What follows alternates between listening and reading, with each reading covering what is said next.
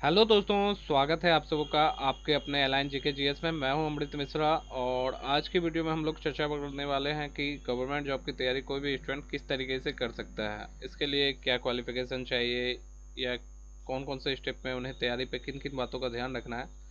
तो इस वीडियो में हम लोग डिटेल से इन सारी चीज़ों के बारे में चर्चा करने वाले हैं। तो आइए दोस्तों, टॉपिक को शुरू करते हैं।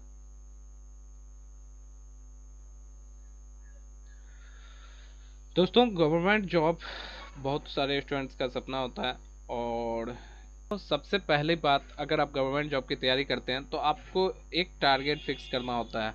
यानी कि सबसे पहले हम लोग एक टारगेट लेंगे कि हमें किस चीज़ की तैयारी करनी है।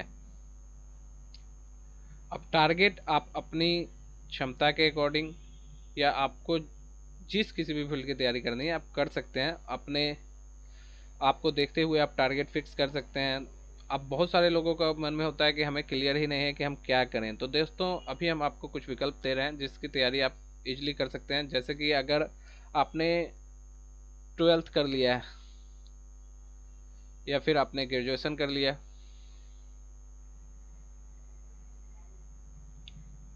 तो 12th करने के बाद या ग्रेजुएशन करने के बाद या 12th के दौरान भी आप तैयारी को अपना स्टार्ट करना चाहें तो कर सकते हैं। आजकल के स्टूडेंट बहुत ही ज़्यादा एक्टिवेट हो चुके हैं।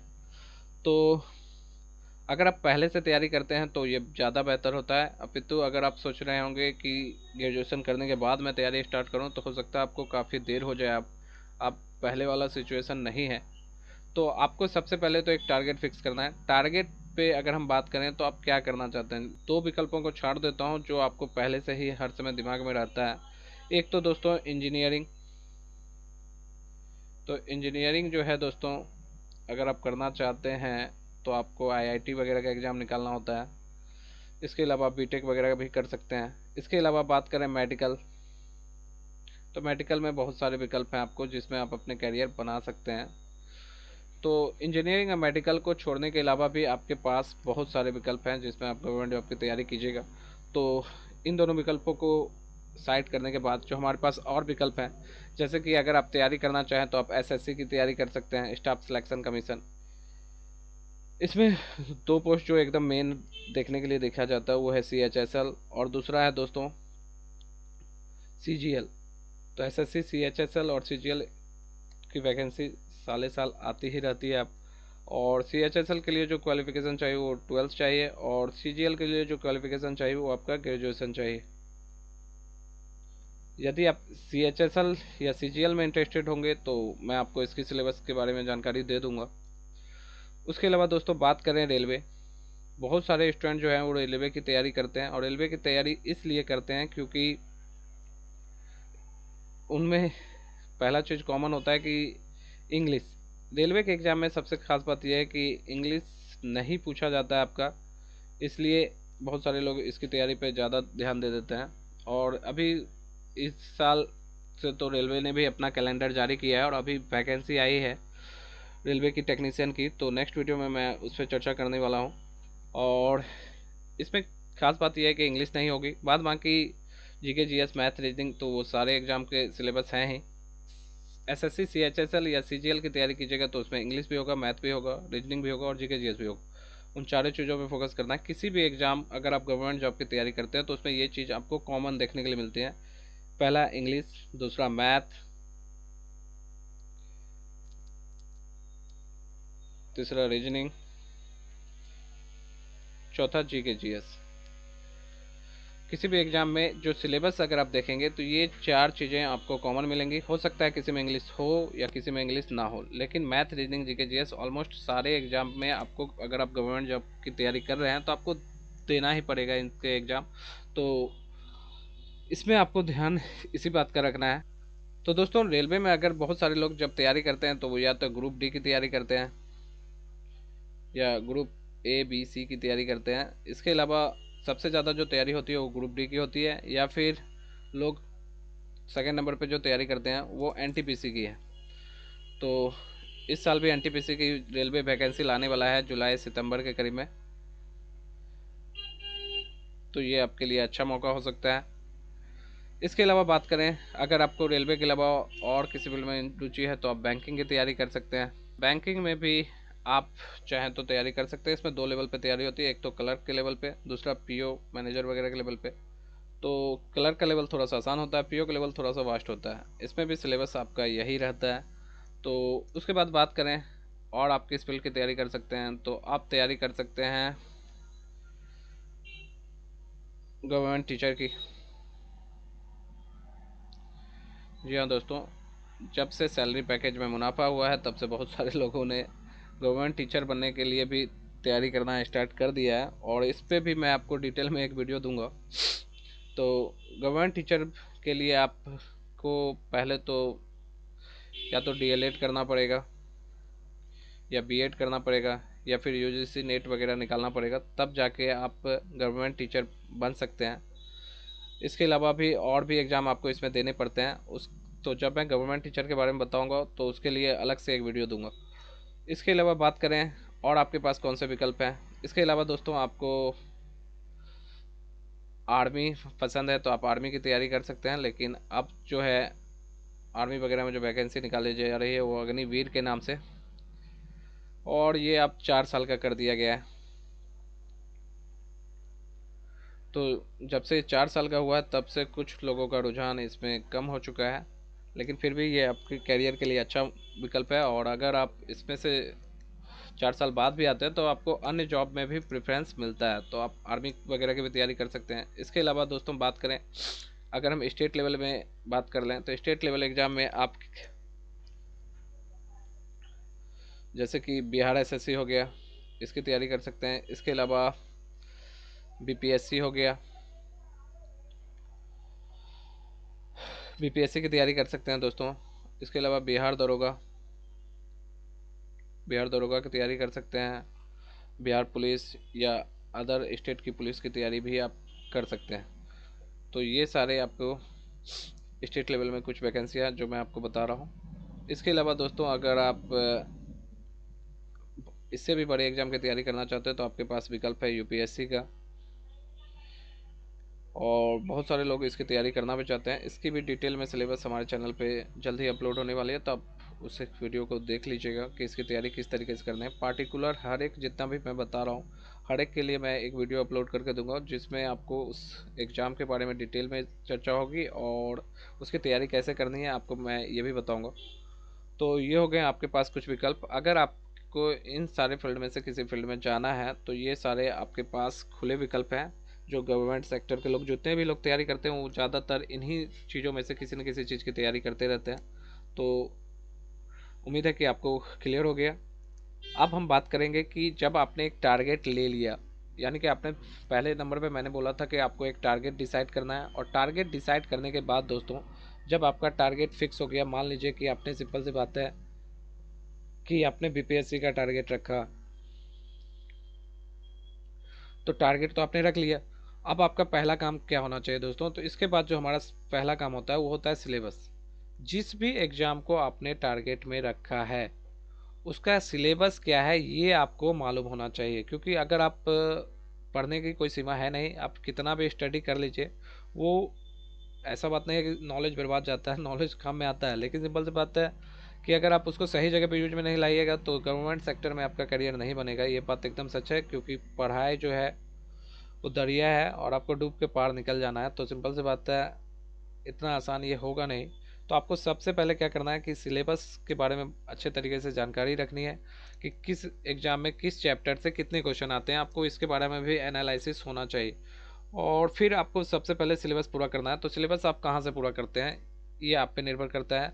अब पहले तो आपके पास दूसरा विकल्प था नहीं, अब आपके पास दो विकल्प हो गए हैं, पहला ऑफलाइन और दूसरा ऑनलाइन। ऑफलाइन और ऑनलाइन में अंतर है दोस्तों। ऑफलाइन जो है आप किसी कोचिंग या इंस्टीट्यूट में जाके वहाँ पे बैठ के अपनी तैयारी को पूरा करते हैं। ऑनलाइन में आप घर बैठ के या फिर लाइब्रेरी वगैरह में भी जाके किसी टीचर की वीडियो को देख के अपनी तैयारी को पूरा करते हैं। दोनों के अपने अपने बेनिफिट्स हैं और दोनों के अपने अपने नुकसान भी हैं। तो अब मैं बात करता हूँ कि इसमें फ़ायदा और नुकसान वाली क्या बात है।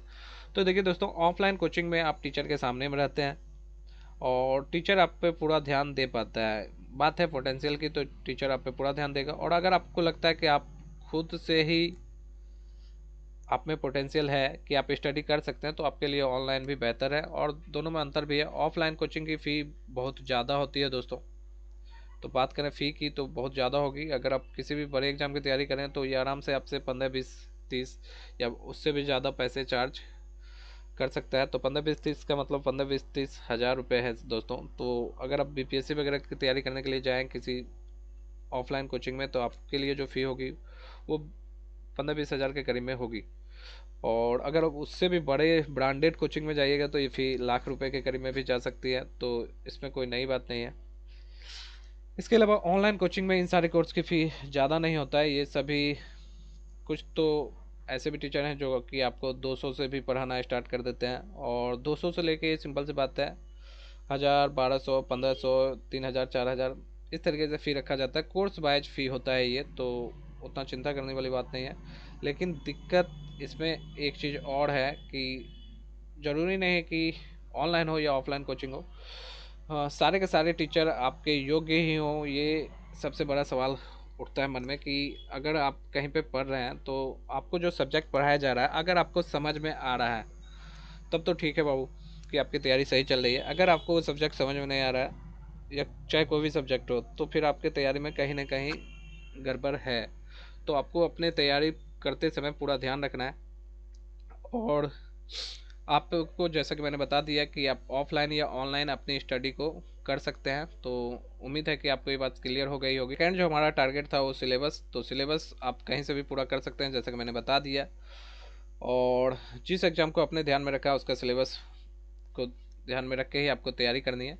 और बहुत सारे ऐसे लोग भी होते हैं जो मतलब बिना सिलेबस पूरा किए डायरेक्ट मॉक लगाने बैठ जाते हैं। तो ऐसे स्टूडेंट के सक्सेस होने का परसेंटेज 1 से 2% ही है, क्योंकि ना तो उन्हें सिलेबस का कोई ज्ञान है। बस उनके सक्सेस होने का जो 1-2% चांस इसलिए है क्योंकि वो बहुत बार क्वेश्चन को रिपीट करते हैं। दोस्तों मॉक तो आपको भी लगाने ही होंगे, लेकिन सिंपल सी बात है जब आपका सिलेबस कंप्लीट रहेगा तो आपको एक मोटा मोटी आइडिया रहता है कि कहाँ से सवाल आ रहे हैं। तो आपको एक बार तो सिलेबस कंप्लीट करना ही है, चाहे किसी भी चीज़ का हो। अगर आपने आधा अधूरा सिलेबस कंप्लीट किया है तो आपके सिलेक्शन ना होने के चांसेस बढ़ जाएंगे। तो इस चीज़ को आप दिमाग में रखिए। तो सिलेबस पूरा करने के बाद अब हमारा अगला टाइम क्या है, तो रिवीजन है दोस्तों। तो रिवीजन बहुत सारे लोग ऐसे होते हैं कि हम पहले सिलेबस पूरा करेंगे उसके बाद रिवीजन करेंगे, तो उनका सिलेक्शन भी ना होने का चांस बढ़ेगा। रिवीजन जब भी करना है, जिस दिन आपको जो चैप्टर पढ़ाया जाता है उसी दिन रिवीजन करना है, यानी कि सेम डे रिवीजन वाला पॉलिसी आपके पास होना चाहिए। तो सेम डे में रिवीजन कीजिए। जिस टॉपिक को पढ़ाया जाता है उसे घर पे जाके एक बार अगर पढ़ लेते हैं तो बार बार आपको ज़्यादातर रिवीजन करने की ज़रूरत नहीं है। तो आप सेम डे रिवीजन कीजिए। इसके अलावा सेम डे के बाद पूरे वीक में जो पढ़ाया गया है उसको एक बार में रिवीजन कीजिए। तो इस तरीके से अगर आप रिवीजन करते हैं, वीकली रिवीजन और सेम डे रिवीजन, तो मेरे ख्याल से आपकी स्थिति जो है वो काफ़ी अच्छी मजबूत हो जाएगी। स्टूडेंट में सबसे ज़्यादा जो खराबी ये है कि वो सिलेबस भी पूरा करने पे ध्यान दे देते हैं, लेकिन रिवीजन करना भूल जाते हैं। तो रिवीजन अगर आप करते हैं तो आपका सक्सेस होने का चांस बहुत ही ज़्यादा है। इसके अलावा दोस्तों बात करें मॉक टेस्ट, तो कुछ लोगों का ऐसा मानना है कि सिंपल सी बात है कि हम डायरेक्ट मॉक टेस्ट देंगे तो सिलेक्शन होगा। जैसे कि मैंने पहले बताया कि इसमें आपके चांसेस मात्र 1 या 2% है। मॉक आपको तब लगाने हैं जब सिंपल सी बात है आपको उस सब्जेक्ट से रिलेटेड नॉलेज हो। तो मान लीजिए कि आपने जीके जीएस का सिलेबस पूरा कर लिया है या फिर आपने मैथ का सिलेबस पूरा कर लिया, तो जैसे आप कोई भी चैप्टर पढ़ते हैं तो उस चैप्टर का मॉक टेस्ट अलग से होता है, यानी मॉक टेस्ट आपको देना है। लेकिन जब आप पढ़ रहे हैं उस दौरान भी देना है, यानी कि पढ़ाई के दौरान भी जैसे जैसे चैप्टर कंप्लीट होता है आप चैप्टर वाइज मॉक टेस्ट देते रहें। और जैसे ही चैप्टर कंप्लीट हो जाता है तो आप सिंपल सी बात है जब आपका वीकली टेस्ट लिया जाता होगा तो वीकली टेस्ट दें, या फिर मंथली टेस्ट होता होगा तो मंथली टेस्ट भी दे दें। इसके अलावा जब पूरा सिलेबस कंप्लीट हो जाए तब जाके आप रेगुलर बेसिस पे सिर्फ टेस्ट देते रहें और अपनी तैयारी को अपडेट करते रहें। तो रेगुलर बेसिस पे टेस्ट तब दीजिए जब आपका पूरा तैयारी कंप्लीट हो, क्योंकि टेस्ट देने का मतलब ये नहीं है कि सिर्फ आपको टेस्ट देना है। टेस्ट देने का सही अर्थ ये होता है दोस्तों कि आपने टेस्ट में जो क्वेश्चन बनाए हैं उसमें से कितने क्वेश्चन सही बने और कौन कौन सा चैप्टर आपका वीक है ये आपको पता चल जाता है। और अगर आपने उन चैप्टर को फिर से बिना सही किए फिर दोबारा से जाके टेस्ट में दीजिएगा तो रिजल्ट सेम ही रहेगा। तो इसलिए आपको सबसे पहले जो टेस्ट में आपके मार्क्स आ रहे हैं उसको एनालिसिस करना भी बहुत ही ज़्यादा ज़रूरी है। दोस्तों अब आप मुझे बताइए कि आप इनमें से कौन सी गलती को दोहरा रहे हैं या कौन सी गलती आप कर रहे हैं।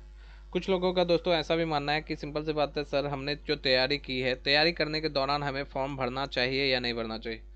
दोस्तों फॉर्म आप भर सकते हैं। और जैसे मान लीजिए आप बीपीएससी की तैयारी कर रहे हैं तो ऐसा नहीं है कि सिंपल सी बात है आपको सिर्फ इसी वैकेंसी पर आश्रित रहना है। मान लीजिए आप किसी ऐसे वैकेंसी की तैयारी कर रहे हैं और उसका फॉर्म ही नहीं आ रहा है, तब तो ऐसे में आपकी एज ही निकल जाएगी। तो ऐसा नहीं करना है आपको। आप किसी भी एग्ज़ाम के टारगेट को फिक्स करने के बाद उससे रिलेटेड अगर और भी एग्ज़ाम आ रहे हैं या कोई भी एग्ज़ाम आ रहा है तो आप उसके फॉर्म भर लीजिए। बस अपना फोकस मत डाइवर्ट कीजिए। अगर आपको उसी तैयारी के साथ उस पर हो जाता है तो ठीक है, अदरवाइज आपका फोकस बरकरार रहना चाहिए आपके खुद के जो टारगेट किया हुआ एग्ज़ाम था उसी पे। तो उम्मीद है कि आपको सारी बातें क्लियर हो गई होगी। अगर आप इसमें से कोई गलती कर रहे हैं तो आप, मैं उम्मीद करता हूँ कि आप उसमें सुधार कीजिएगा। और मिलते हैं अपने नेक्स्ट वीडियो में, तब तक के लिए जय हिंद।